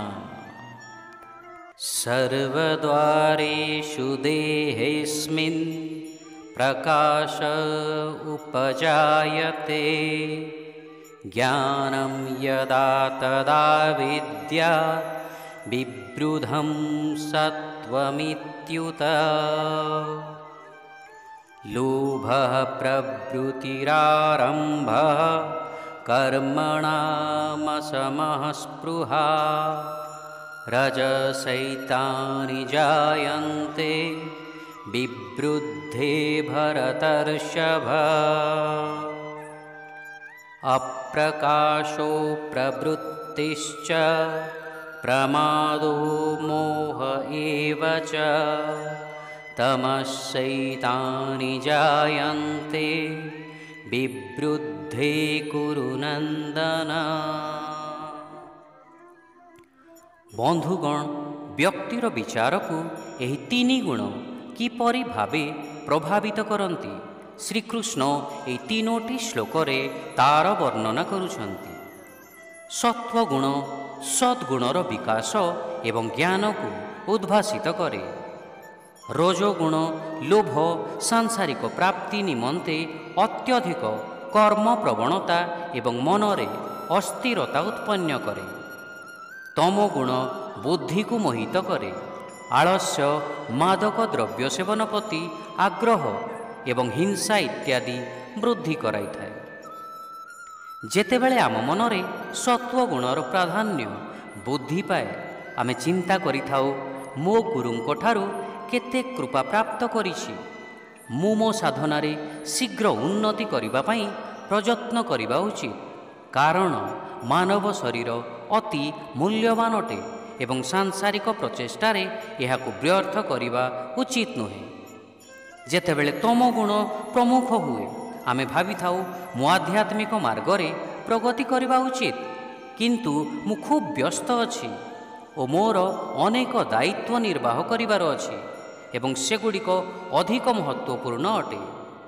ଏବଂ ଯେତେବେଳେ ତମୋଗୁଣ ପ୍ରବହ ହୁଏ, ସେତେବେଳେ ଆମେ ଭାବିଥାଉ, ଭଗବାନ ଅଛନ୍ତି କି ନାହିଁ ମୁଁ ନିଶ୍ଚିତ ନୁହେଁ, କାରଣ କେହି ବି ତାଙ୍କୁ ଦେଖି ନାହାନ୍ତି, ତେଣୁ ସାଧନାରେ କାହିଁକି ସମୟ ନଷ୍ଟ କରିବି। ଜଣେ ହିଁ ବ୍ୟକ୍ତିଙ୍କର ଚିନ୍ତନ କିପରି ଭାବେ ଭକ୍ତିର ଶିଖର ଦେଶରୁ ନିମ୍ନ ଦେଶକୁ ଗତି କରୁଛି ତାହା ଲକ୍ଷ୍ୟ କରନ୍ତୁ। ବନ୍ଧୁଗଣ, ଏବେ ଆମେ ଦେଖିବା ଏହି ତିନୋଟି ଗୁଣ କିପରି ଭାବେ ଆମର ବୁଦ୍ଧିକୁ ପ୍ରବାହିତ କରିଥାଏ। ସତ୍ୱଗୁଣ। ଯେତେବେଳେ ଆମର ଶରୀରର ସମସ୍ତ 9ଟି ଦ୍ୱାରରେ ଜ୍ଞାନର ପ୍ରକାଶ ଉତ୍ପନ୍ନ ହୋଇଥାଏ, ସେତେବେଳେ ଆମ ବୁଦ୍ଧିଠାରେ ସତ୍ୱଗୁଣର ପ୍ରକାଶ ହୋଇଥାଏ। ଏହି 9ଟି ଦ୍ୱାର ହେଲା 2 ଆଖି, 1 ମୁହଁ, 2 ନାସିକା, 2 କାନ, ମଳଦ୍ୱାର ଏବଂ ଯୌନାଙ୍ଗ। ଏହି 9ଟି ଦ୍ୱାର ମାଧ୍ୟମରେ ଆମେ ଏହି ସଂସାରକୁ ଜାଣିଥାଉ, କାରଣ ଏହି ସମସ୍ତ ଦ୍ୱାର ବାହ୍ୟ ଦିଗରେ ଖୋଲିଥାନ୍ତି। ଅତଏବ ଯେତେବେଳେ ଏହି 9ଟି ଦ୍ୱାରରେ ଜ୍ଞାନର ପ୍ରବାହ ହୋଇଥାଏ, ସେତେବେଳେ ଜାଣନ୍ତୁ ଯେ ରଜୋଗୁଣ ଏବଂ ତମ ଗୁଣକୁ ହରେଇ ସତ୍ୱ ଗୁଣର ବୃଦ୍ଧି ହେଉଛି। ରଜୋଗୁଣ, ବନ୍ଧୁଗଣ, ଆପଣ କର୍ମ କରିଥାନ୍ତି ଏବଂ ଧନ ଅର୍ଜିତ କରିଥାନ୍ତି ଏବଂ ସେହି ଧନ ଦ୍ୱାରା ଆପଣ ଆପଣଙ୍କ ଇଚ୍ଛାକୁ ପୂର୍ଣ୍ଣ କରିଥାନ୍ତି ଏବଂ ଆପଣଙ୍କ ଇଚ୍ଛା ପୂରଣ ହେଲେ ଆପଣଙ୍କୁ ଆନନ୍ଦ ଅନୁଭବ ହୋଇଥାଏ। ଏହି ଆନନ୍ଦକୁ ଆହୁରି ଅଧିକ ଅନୁଭବ କରିବା ପାଇଁ ଆପଣ ଆହୁରି କାମ କରିଥାନ୍ତି ଏବଂ ଆହୁରି ଧନ ମଧ୍ୟ ଅର୍ଜିତ କରିଥାନ୍ତି। ଏହା ହିଁ ହେଲା ରଜୋଗୁଣର ଲକ୍ଷଣ। କାରଣ ଆପଣ କାମ କରିବା ପାଇଁ କାମ କରୁନାହାନ୍ତି, ବରଂ ଧନରୁ ପ୍ରାପ୍ତ କାମନା ବା ଇଚ୍ଛାକୁ ପ୍ରାପ୍ତ କରିବା ପାଇଁ ଆପଣ କାମ କରୁଛନ୍ତି। ଅତଏବ ରଜୋଗୁଣର କାରଣରୁ ଲୋଭର ଉତ୍ପନ୍ନ ହୋଇଥାଏ ଏବଂ ଫଳ ପ୍ରାପ୍ତି ପାଇଁ କର୍ମ କରିବାର ପ୍ରବୃତ୍ତି ଜାତ ହୋଇଥାଏ। ତମୋଗୁଣ, ଯେତେବେଳେ ମନୁଷ୍ୟ କିଛି ନ କରି ଆନନ୍ଦର ଅନୁଭବ କରିଥାଏ ଏବଂ ନିଜର ଅଜ୍ଞାନତାରେ ଖୁସି ରହିଥାଏ ବା କୌଣସି ଜିନିଷର ମୋହରେ କର୍ମ କରିବା ଛାଡ଼ି ଦେଇଥାଏ, ତେବେ ଜାଣନ୍ତୁ ସେହି ମନୁଷ୍ୟଠାରେ ତମ ଗୁଣର ବୃଦ୍ଧି ହେଉଅଛି। ତମ ଗୁଣକୁ ଅତ୍ୟନ୍ତ ଅବିବେକୀ କୁହାଯାଇଛି, କାରଣ ଏହି ଗୁଣରେ ମନୁଷ୍ୟ ଠିକ୍ ଓ ଭୁଲ ଭିତରେ ପାର୍ଥକ୍ୟ ଜାଣିପାରିନଥାଏ। ବନ୍ଧୁଗଣ, ଏହି ଗୁଣଗୁଡ଼ିକ ଆମକୁ କେଉଁ ଲକ୍ଷ୍ୟସ୍ଥଳକୁ ପହଞ୍ଚାଇବ ସେ ସମ୍ବନ୍ଧରେ ଶ୍ରୀକୃଷ୍ଣ ବର୍ତ୍ତମାନ ବୁଝେଇବେ ଏବଂ ସେମାନଙ୍କୁ ଅତିକ୍ରମ କରିବାର ଲକ୍ଷ୍ୟର ଆବଶ୍ୟକତା ବିଷୟରେ ମଧ୍ୟ ବର୍ଣ୍ଣନା କରିବେ। ଶିକ୍ଷା, ଯେତେବେଳେ ଶରୀରର ଦ୍ୱାରଗୁଡ଼ିକ ଜ୍ଞାନ ଦ୍ୱାରା ଆଲୋକିତ ହୁଏ, ତାହାକୁ ସଦ୍ଗୁଣର ପରିପ୍ରକାଶ ଭାବରେ ଜାଣ। ଯେତେବେଳେ ଆସକ୍ତିର ଗୁଣ ପ୍ରମୁଖ ହୁଏ, ହେ ଅର୍ଜୁନ, ଲୋଭ, ସାଂସାରିକ ସୁଖ ପ୍ରତି ପ୍ରଚେଷ୍ଟା, ଅତୃପ୍ତି ଏବଂ ଲାଳସା ଇତ୍ୟାଦି ଲକ୍ଷଣ ପ୍ରକାଶ ପାଇଥାଏ। ଏବଂ ହେ ଅର୍ଜୁନ, ଅଜ୍ଞାନତା, ନିଷ୍କ୍ରିୟତା, ଅବହେଳା, ମୋହ ଇତ୍ୟାଦି ଅଜ୍ଞାନ ଗୁଣର ବିଶେଷ ଲକ୍ଷଣ ଅଟେ। When all the gates of the body are illuminated by knowledge, know it to be a manifestation of the mode of goodness. When the mode of passion predominates, O Arjuna, the symptoms of greed, exertion for worldly gain, restlessness and craving develop. O Arjuna, nescience, inertia, negligence and delusion, these are the dominant signs of the mode of ignorance. Hare Krishna. Yada sattve prabhuddhe tu pralayam yati deha bhrut tadottama vidan lokan malan pratipadyate rajasi pralayam gatva karma sangishu jayate तथा प्रलीनस्तमसि मूढ़योनिषु जायते। बंधुगण, এই দুইটি শ্লোকরে প্রভু শ্রীকৃষ্ণ বর্ণনা করুଛନ୍ତି যে মৃত্যু পরে এই তিনোটি গুণযুক্ত মনুষ্য কেউ মার্গরে অগ্রসর হইথাନ୍ତି। মৃত্যু সমୟରେ ସମସ୍ତ ଜୀବର କର୍ମର ହିସାବ ହୋଇଥାଏ, ଯାହାକୁ ମୃତ୍ୟୁ ସମୟର କର୍ମଫଳ କୁହାଯାଏ। ଭଗବାନଙ୍କର ନିୟମ ଏବଂ ଜୀବର କରିଥିବା କର୍ମ ଅନୁସାରେ ତାଙ୍କୁ ଫଳ ପ୍ରାପ୍ତ ହୋଇଥାଏ। ଯେତେବେଳେ ମନୁଷ୍ୟ ସତୋଗୁଣର ବୃଦ୍ଧି ସମୟରେ ମୃତ୍ୟୁବରଣ କରିଥାନ୍ତି, ସେତେବେଳେ ତାଙ୍କର ଉତ୍ତମ କର୍ମ, ସଦ୍ଗୁଣ, ଜ୍ଞାନ ଏବଂ ଅନ୍ୟମାନଙ୍କ ପ୍ରତି କରିଥିବା ସେବା ପାଇଁ ନିର୍ମଳ ସ୍ୱର୍ଗ ଲୋକକୁ ପ୍ରାପ୍ତ କରିଥାନ୍ତି କିମ୍ବା ଅତି ଉତ୍ତମ ଧର୍ମପରାୟଣ ଏବଂ ଶିକ୍ଷିତ ପରିବାରରେ ଜନ୍ମଗ୍ରହଣ କରନ୍ତି। ସ୍ୱର୍ଗ ଲୋକର ପ୍ରାପ୍ତି ଅର୍ଥାତ୍ ଯେଉଁଠି ସମସ୍ତ ଦେବୀ ଦେବତା ରହନ୍ତି ତଥା ଉତ୍ତମ ତତ୍ତ୍ୱ ବା ଭଗବାନଙ୍କ ଜ୍ଞାନକୁ ଜାଣିଥାନ୍ତି। ଯେତେବେଳେ ମନୁଷ୍ୟ ରଜୋଗୁଣର ବୃଦ୍ଧି ସମୟରେ ମୃତ୍ୟୁବରଣ କରିଥାଏ, ସେତେବେଳେ ସେ ଲୋଭ, ହିଂସା ଏବଂ ସାଂସାରିକ କାମନାରେ ବୁଡ଼ି ରହିଥିବା ଏକ କର୍ମପ୍ରବଣ ଓ ବ୍ୟସ୍ତ ପରିବାରରେ ଜନ୍ମ ନେଇଥାଏ, ଯିଏକି ପ୍ରାୟତଃ ବୈଶ୍ୟ ସମ୍ପ୍ରଦାୟର ହୋଇଥାନ୍ତି। ଏବଂ ଶେଷରେ ଯେତେବେଳେ ମନୁଷ୍ୟ ତମ ଗୁଣର ବୃଦ୍ଧି ସମୟରେ ମୃତ୍ୟୁବରଣ କରିଥାଏ, ସେତେବେଳେ ସେ ନିଜର କରିଥିବା କର୍ମ ଯଥା ମାଦକ ଦ୍ରବ୍ୟ ସେବନ, ହିଂସା, ଆଳସ୍ୟ ଏବଂ କର୍ତ୍ତବ୍ୟରେ ଅବହେଳା ଆଦି ଆଚରଣ କରିଥିବା କାରଣରୁ ଅତ୍ୟନ୍ତ ନିମ୍ନଗାମୀ ପଶୁ ଯୋନିରେ ଜନ୍ମଗ୍ରହଣ କରିଥାଏ। ରଜୋଗୁଣୀ ମନୁଷ୍ୟ ମୃତ୍ୟୁ ପରେ କର୍ମ ଫଳରେ ପଶୁ, ପକ୍ଷୀ ବା କୀଟର ଶରୀର ମଧ୍ୟ ପ୍ରାପ୍ତ କରିଥାଏ। ଅନେକ ମନୁଷ୍ୟ ଭାବନ୍ତି ଥରେ ମନୁଷ୍ୟ ଯୋନି ପାଇବା ପରେ ପୁଣି ନିମ୍ନତର ଯୋନିକୁ ପତନ ହେବା କ'ଣ ସମ୍ଭବପର? ଏହି ଶ୍ଲୋକଟି ସୂଚିତ କରୁଛି ଯେ ମନୁଷ୍ୟ ଶରୀର ଆତ୍ମା ପାଇଁ ସର୍ବଦା ସଂରକ୍ଷିତ ନୁହେଁ। ଯେଉଁମାନେ ଏହାର ସଦ୍ବ୍ୟବହାର କରନ୍ତି ନାହିଁ, ସେମାନେ ନିମ୍ନଗାମୀ ହୋଇ ପଶୁ ଶରୀର ପ୍ରାପ୍ତି ରୂପକ ବିପଦର ମଧ୍ୟ ସମ୍ମୁଖୀନ ହୁଅନ୍ତି। ଶିକ୍ଷା: ସତ୍ୱଗୁଣ ପ୍ରଧାନ ବ୍ୟକ୍ତି ମୃତ୍ୟୁ ପରେ ସ୍ୱର୍ଗଲୋକକୁ ପ୍ରାପ୍ତ କରନ୍ତି। ରଜୋଗୁଣୀ ପ୍ରମୁଖ ବ୍ୟକ୍ତିଗଣ କର୍ମ ପ୍ରତି ଆଗ୍ରହୀ ବ୍ୟକ୍ତିମାନଙ୍କ ମଧ୍ୟରେ ଜନ୍ମଗ୍ରହଣ କରନ୍ତି ଏବଂ ତମ ଗୁଣଯୁକ୍ତ ବ୍ୟକ୍ତିମାନେ ମୃତ୍ୟୁ ପରେ ପଶୁ ଭାବରେ ଜନ୍ମ ନିଅନ୍ତି। Those who die with predominance of sattva reach the pure abodes, which are free from rajas and tamas of the learned. Those who die with prevalence of the mode of passion are born among people driven by work, while those dying in the mode of ignorance take birth in the animal kingdom. Hare Krishna. कर्मणः सुकृतस्याहुः सात्विकं निर्मलं फलं रजसस्तु फलं दुःखं अज्ञानं तमसः फलं। बंधुगण, सत्वगुण द्वारा प्रभावित व्यक्ति शुद्धता, सद्गुण, ज्ञान एवं निस्वार्थपरता आदि गुण द्वारा भूषित होइଥାଏ। अतएव सेमानंक समस्त कर्म प्रायतः महत्वान होइଥାଏ एवं तार फल मध्य कल्याणकारी एवं संतोषजनक होइଥାଏ। रजोगुण द्वारा प्रभावित व्यक्ति इंद्रिय और मनर कामना द्वारा अशांत रही थाए।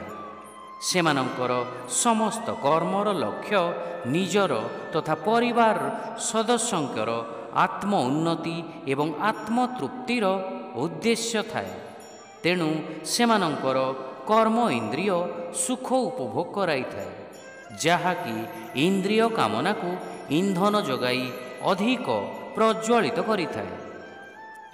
तमोगुण द्वारा प्रभावित व्यक्तिंकर कर्म सर्वदा शास्त्र विरोधी होइथाए, जहा केबे भी शास्त्र आचरण नियम प्रति सम्मानजनक होई न थाए।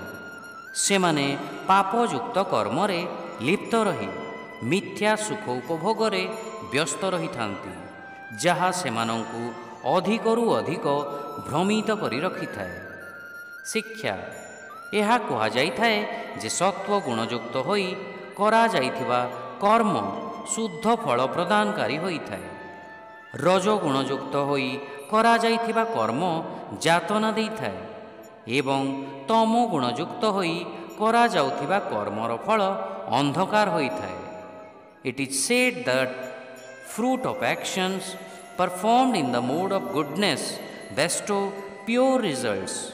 Actions done in the mode of passion result in pain, while those performed in the mode of ignorance result in darkness.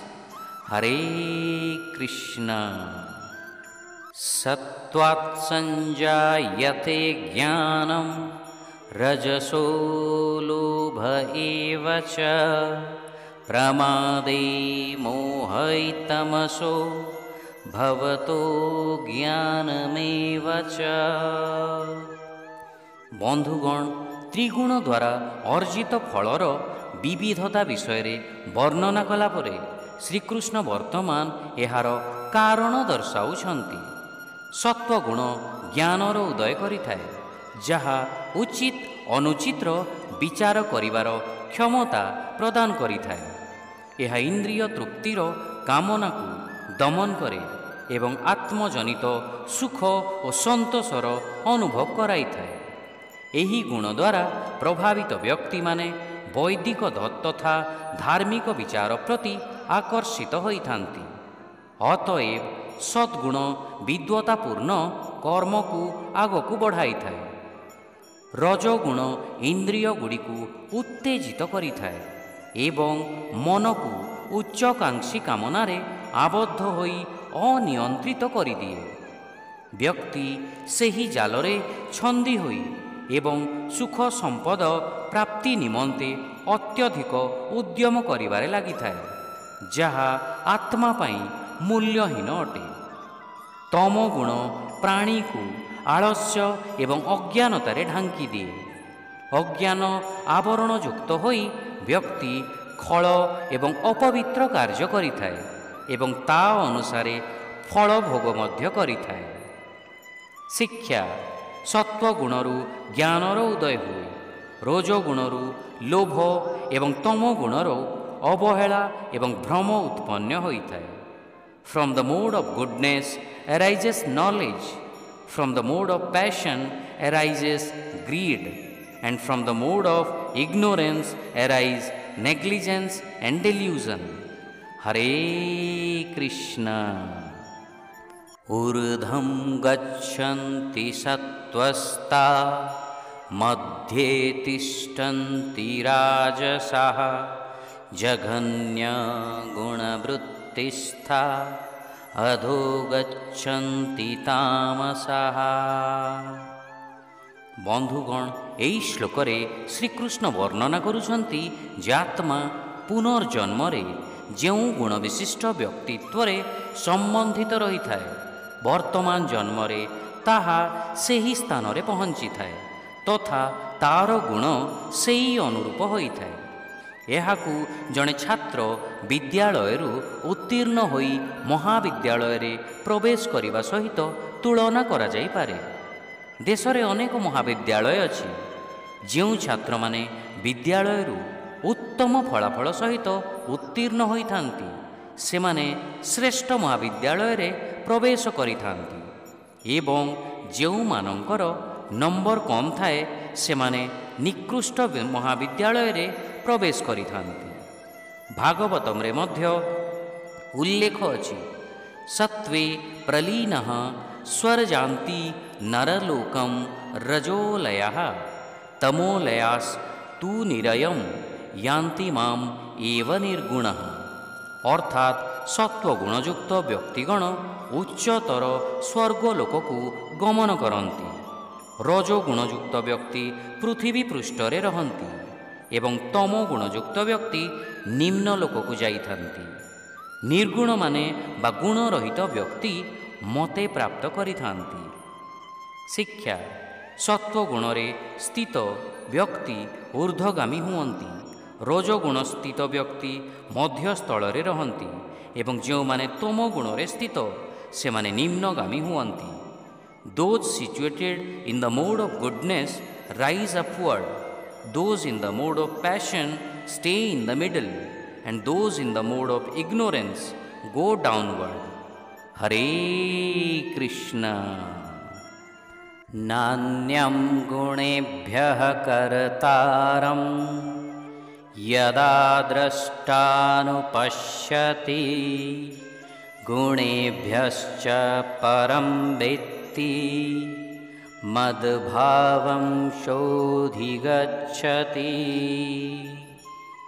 बंधुगण त्रिगुणर जटिल गतिविधि विषय वर्णना करिबा परे श्रीकृष्ण वर्तमान एई तीनि गुणर श्रृंखला को छिन्न करिबार बा एही तीनोटी गुणठू बंचिबार एक सरल उपाय वर्णना करुछंती। एई तीनोटी गुण आमकु प्रकृति ठारू मिलिथाए, जहा पई एहा बंधन कारक होइथाए। ଅତଏବ କେହି କେହି ଏହା ଭାବିପାରନ୍ତି ଯେ ଏଇ ତିନୋଟି ଗୁଣଠୁ ବଞ୍ଚିବା ସମ୍ଭବ ନୁହେଁ ଏବଂ ଆମେ ଏଇ ତିନୋଟି ଗୁଣରୁ କୌଣସି ଗୋଟିଏ ଗୁଣ ଦ୍ୱାରା ବାନ୍ଧି ହୋଇ ରହିବା।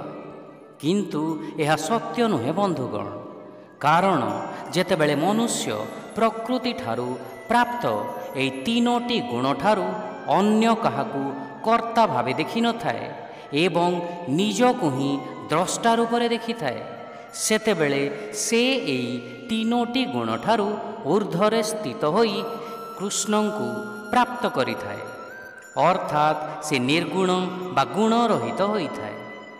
ବନ୍ଧୁଗଣ, ଆପଣଙ୍କୁ ଲାଗିପାରେ କର୍ତ୍ତା ଏହି ତିନୋଟି ଗୁଣ ଅଟନ୍ତି, କିନ୍ତୁ କର୍ତ୍ତା ଆପଣ ନିଜେ ଅଟନ୍ତି ଏବଂ ଯେଉଁଦିନ ଆପଣଙ୍କୁ ଏହି ରହସ୍ୟର ଜ୍ଞାନ ହୋଇଥାଏ ତଥା ଆପଣ ଏହି ତିନୋଟି ଗୁଣକୁ ନିଜଠାରୁ ଅଲଗା ଭାବେ ଦେଖିଥାନ୍ତି ଏବଂ ନିଜକୁ ଦ୍ରଷ୍ଟା ମନେ କରିଥାନ୍ତି, ସେହିଦିନ ଆପଣଙ୍କୁ ଜ୍ଞାନର ପ୍ରାପ୍ତି ଏବଂ କୃଷ୍ଣଙ୍କ ପ୍ରାପ୍ତି ହୋଇଥାଏ।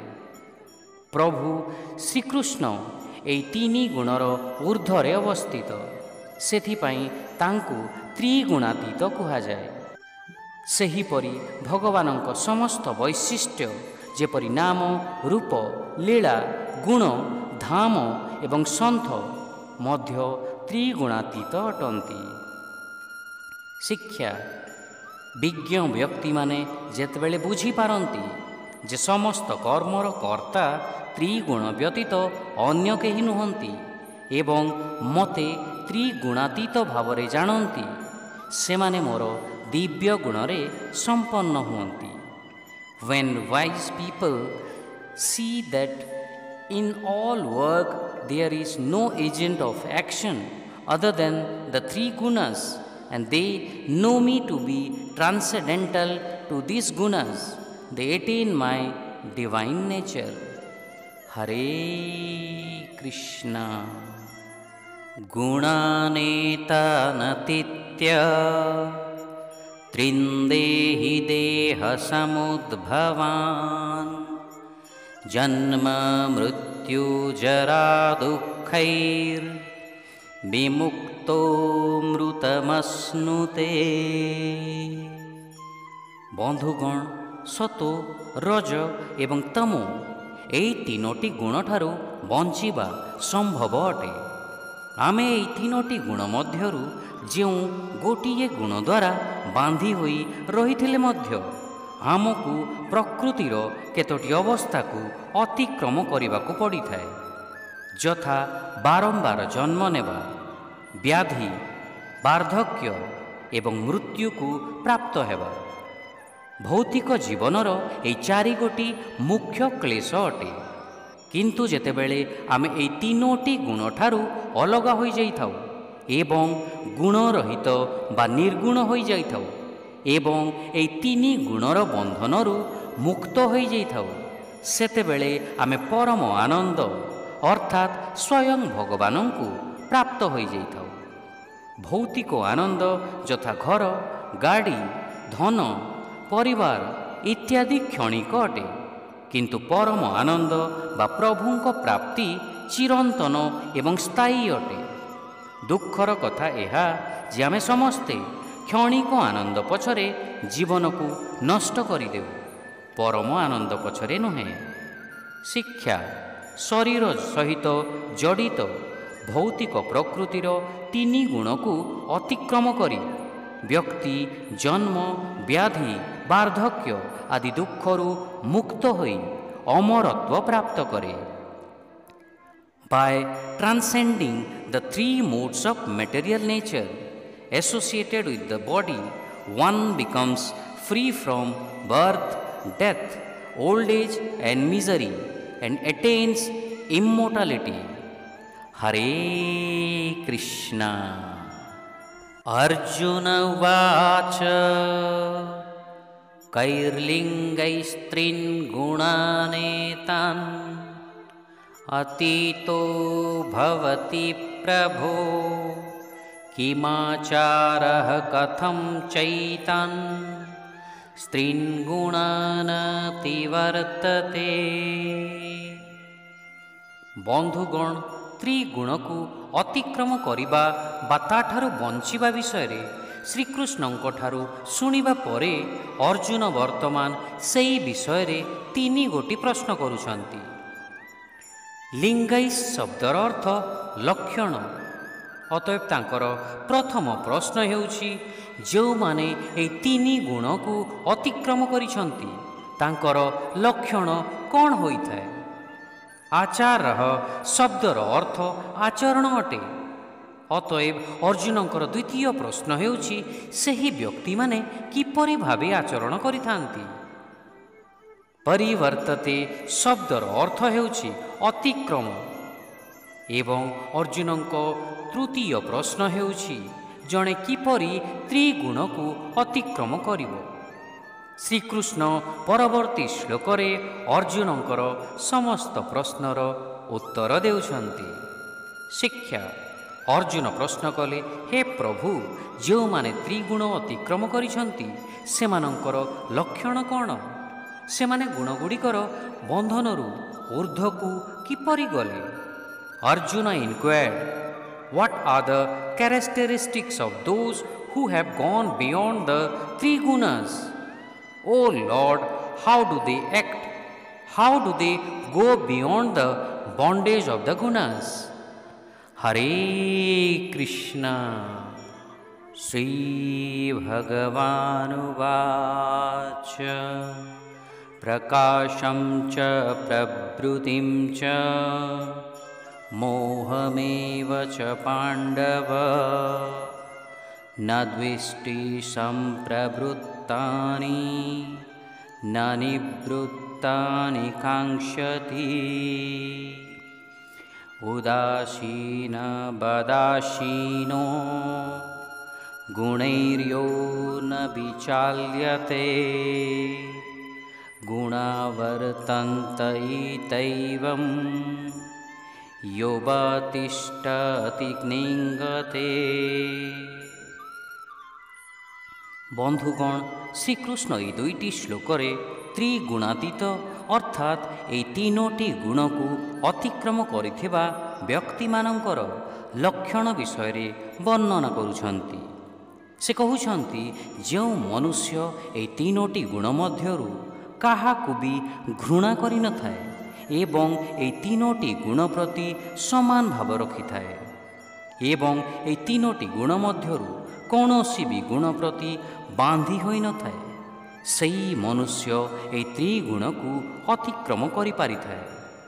ଏପରି ବ୍ୟକ୍ତି ଗୁଣମାନଙ୍କର କାର୍ଯ୍ୟ ଏବଂ ବ୍ୟକ୍ତି, ବସ୍ତୁ ଓ ପରିସ୍ଥିତି ଉପରେ ତାହାର ପ୍ରଭାବକୁ ଦେଖି ବିଚଳିତ ହୁଅନ୍ତି ନାହିଁ। ସତ୍ୱଗୁଣ ହେଲା ଈଶ୍ୱରୀୟ ଜ୍ଞାନ ରୂପୀ ପ୍ରକାଶ, ରଜୋଗୁଣ ହେଲା କର୍ମ କରିବାର ଆସକ୍ତି ଏବଂ ତମ ଗୁଣ ହେଲା ମୋହ ରୂପୀ ଅଜ୍ଞାନତା। ଅତଏବ ବନ୍ଧୁଗଣ, ଯେଉଁ ମନୁଷ୍ୟ ଏହି 3ଟି ଗୁଣ ସହିତ ନା ଦ୍ୱେଷ ଭାବନା ରଖିଥାଏ, ନା ହିଁ ଏହି 3ଟି ଗୁଣ ସହିତ ବାନ୍ଧି ହୋଇ ରହିଥାଏ, ସେ ହିଁ ପ୍ରକୃତରେ ତ୍ରିଗୁଣାତୀତ ହୋଇଥାଏ। ବନ୍ଧୁଗଣ, ଏପରି ବ୍ୟକ୍ତି ପ୍ରକୃତିର ଏହି ଗୁଣଗୁଡ଼ିକ ପ୍ରତି ଉଦାସୀନ ରହିଥାନ୍ତି ଏବଂ ସେମାନଙ୍କ ଦ୍ୱାରା ବିଚଳିତ ହୁଅନ୍ତି ନାହିଁ। ସବୁକିଛି ଗୁଣମାନଙ୍କର ଖେଳ ଅଟେ, ଏହା ଜାଣି ସେମାନେ ଅବିଚଳିତ ଭାବରେ ଆତ୍ମାରେ ସ୍ଥିତ ରହିଥାନ୍ତି।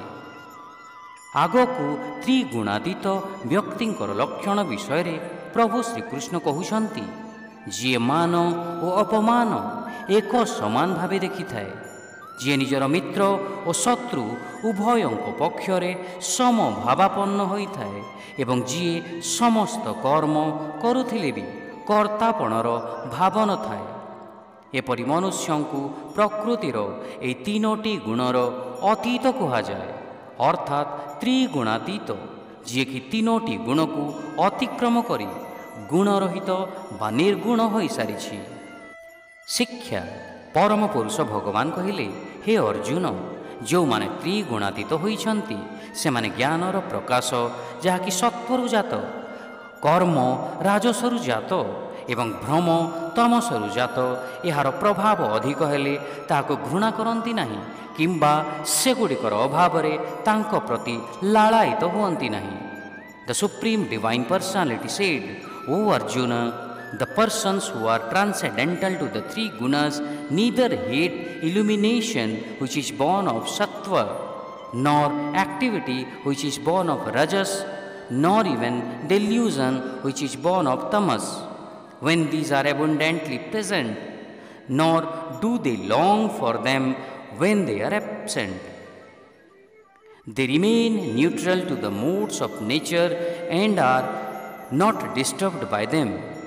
Knowing it is only the gunas they act, they stay established in the self without wavering.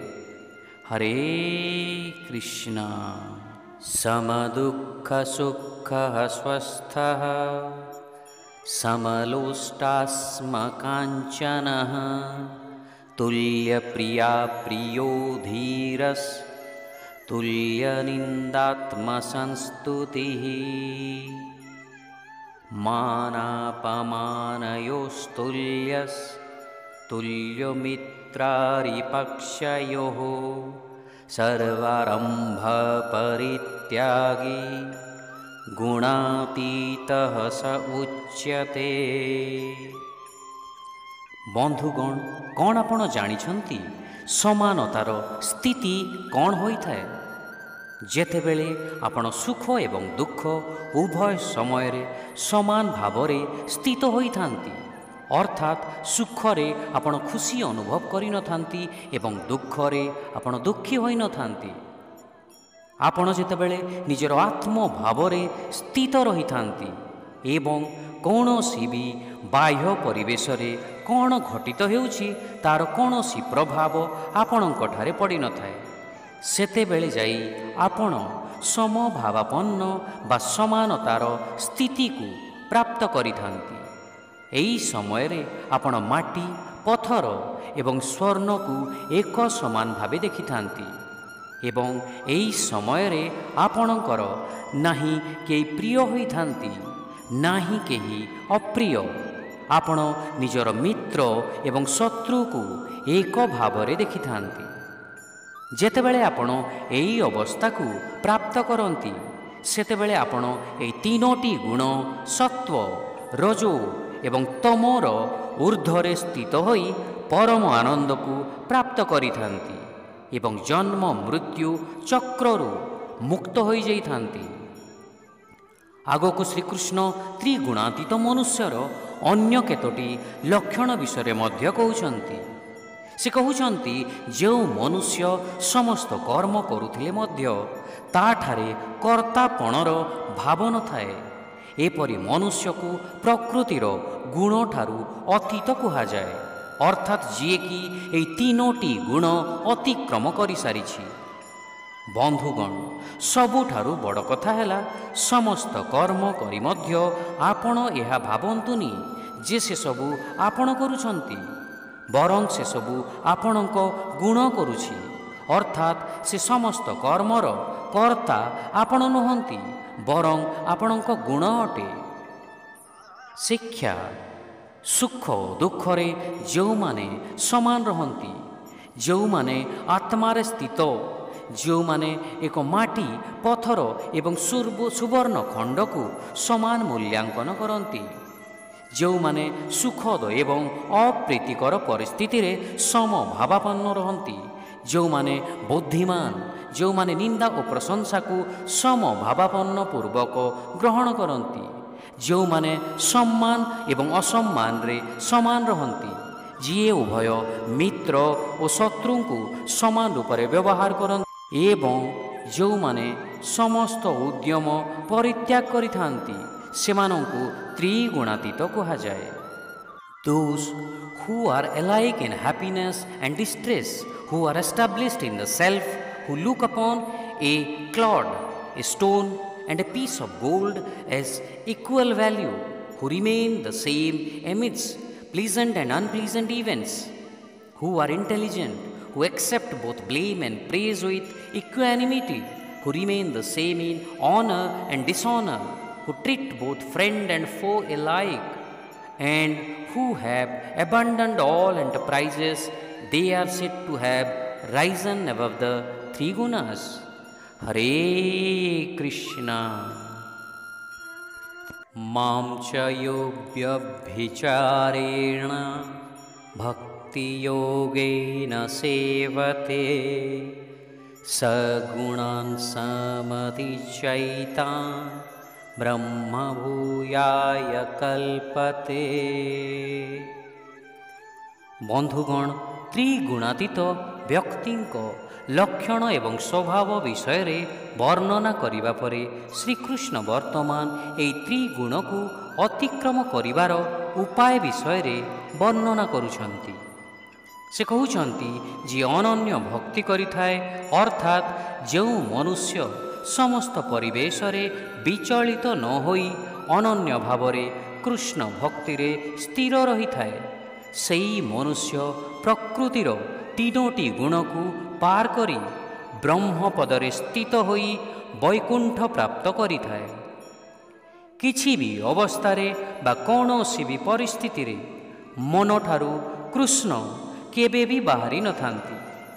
ଏଠାରେ କୃଷ୍ଣ ଅର୍ଥାତ୍ ପରମାତ୍ମା ଏବଂ ଆପଣଙ୍କ କର୍ମ ମଧ୍ୟ, ଯାହାକୁ ସର୍ବଦା ଆପଣଙ୍କୁ କର୍ତ୍ତବ୍ୟ ପରି କରିବାକୁ ପଡ଼ିଥାଏ। ମନରେ ଯେତେବେଳେ କର୍ମ ଏବଂ ମାତ୍ର କର୍ମ କରିବାର ଇଚ୍ଛା ଦେଖାଯିବ, ସେତେବେଳେ ନିଶ୍ଚୟ ହିଁ ଆପଣ ଆପଣଙ୍କ ଲକ୍ଷ୍ୟସ୍ଥଳକୁ ପହଞ୍ଚି ପାରିବେ।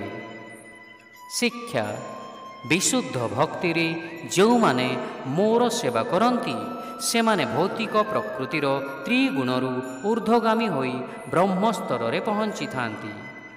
Those who serve me with unalloyed devotion rise above the three modes of material nature and come to the level of Brahman. Hare Krishna. Brahmano hi pratishthaham mrutasya vyayasya cha sasvatasya cha dharmasya sukhasaikantikasya cha. ବନ୍ଧୁଗଣ, ପ୍ରଭୁ ଶ୍ରୀକୃଷ୍ଣ ହିଁ ବ୍ରହ୍ମର ପ୍ରତିଷ୍ଠା ଅଟନ୍ତି। ପ୍ରଭୁ ଶ୍ରୀକୃଷ୍ଣ ହିଁ ଅନ୍ତରାତ୍ମାର ପ୍ରତିଷ୍ଠା ଅଟନ୍ତି। ସେଥିପାଇଁ ସେ ଶାଶ୍ୱତ ଅଟନ୍ତି, ଅର୍ଥାତ୍ ସେ ସର୍ବଦା ଏବଂ ଚିରକାଳ ପାଇଁ ଅଛନ୍ତି। ପ୍ରଭୁ ଶ୍ରୀକୃଷ୍ଣ ନିଜ ରୂପକୁ ବର୍ଣ୍ଣନା କରି କହୁଛନ୍ତି, ସେହି ଅବିନାଶୀ ବ୍ରହ୍ମପଦର ଅମୃତ ସ୍ୱରୂପ, ଧର୍ମ ସ୍ୱରୂପ, ଶାଶ୍ୱତ ସ୍ୱରୂପ ଏବଂ ପରମ ଆନନ୍ଦ ସ୍ୱରୂପ ମୁଁ ହିଁ ଅଟେ। ଏହାର ଅର୍ଥ ହେଲା, ବନ୍ଧୁଗଣ, କୃଷ୍ଣଠାରେ ହିଁ ଆମକୁ ମୋକ୍ଷର ପ୍ରାପ୍ତି ହୋଇଥାଏ, ବୈକୁଣ୍ଠର ପ୍ରାପ୍ତି ହୋଇଥାଏ ଏବଂ ସବୁ କିଛି ପ୍ରାପ୍ତ ହୋଇଥାଏ। ଶିକ୍ଷା ମୁଁ ହିଁ ନିରାକାର ବ୍ରହ୍ମଙ୍କର ଆଧାର, ଅମର ଏବଂ ଅବିନଶ୍ୱର ଅଟେ, ନିତ୍ୟ ଧର୍ମଯୁକ୍ତ ଏବଂ ଅସୀମ ଦିବ୍ୟ ଆନନ୍ଦ ଅଟେ। I am the basis of the formless Brahman, the immortal and imperishable, of eternal dharma and of unending divine bliss.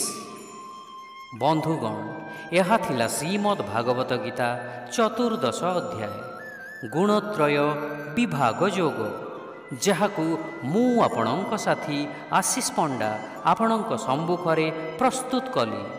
ଏଠାରେ ପ୍ରଭୁ ଶ୍ରୀକୃଷ୍ଣ ପ୍ରକୃତିର ତିନୋଟି ଗୁଣ ସତ୍ୱ, ରଜୋ ଏବଂ ତମ ଗୁଣ ବିଷୟରେ ବର୍ଣ୍ଣନା କଲେ।